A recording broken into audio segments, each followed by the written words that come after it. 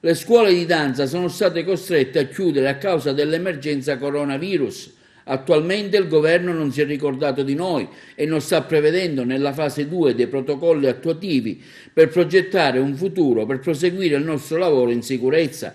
E non siamo stati nominati. È il grido di allarme che Simona Attanasio della scuola di danza Royal Academy of Dance lamenta il totale abbandono verso tale strutture che si occupano di questa attività. Per Simona Attanasio, anche per il Fondo Sport e Salute, risulta insufficiente. Nonostante ciò, cerchiamo di mantenere il rapporto con i nostri allievi e stiamo aderendo a una petizione in favore alle strutture attualmente esistenti e l'invito a tutti a firmarla. Le scuole di danza sono state costrette a chiudere a causa dell'emergenza Covid-19. Allo stato attuale il governo non si è ricordato di noi, nel senso che non sta prevedendo nella fase 2 dei protocolli attuativi per poter eventualmente progettare un futuro per proseguire il nostro lavoro in sicurezza. Non siamo stati nominati. A tal proposito anche il fondo per il sport e salute stabilito dal governo risulta insufficiente, perché 600 euro una tantum eventualmente per il settore sport e danza e tutte le altre discipline risulta veramente insufficiente rispetto alle migliaia di persone che faranno richiesta e che hanno già effettuato la richiesta.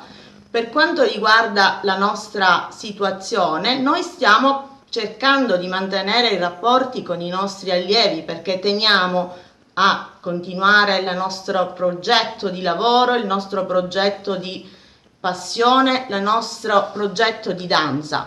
Per quanto riguarda la tecnologia e tutto che ci sta venendo in aiuto, chiaramente non è la stessa cosa come essere in sala. Siccome dobbiamo andare avanti, vogliamo rispettare i protocolli, vogliamo essere in sicurezza per noi stessi e per i nostri allievi, vorremmo che si sensibilizzasse l'opinione pubblica a tal senso. Infatti stiamo aderendo ad una petizione lanciata dal maestro Steve Lachance, un coreografo di fama internazionale molto conosciuto, che lancia un appello per salvare le strutture, queste strutture che accolgono migliaia di giovani, dove si insegnano le arti, dove si insegna lo sport, dove ci sono tantissimi, centinaia, migliaia di allievi in tutta Italia che chiaramente si vedranno spezzati i loro sogni. Non fermiamo i sogni dei nostri giovani,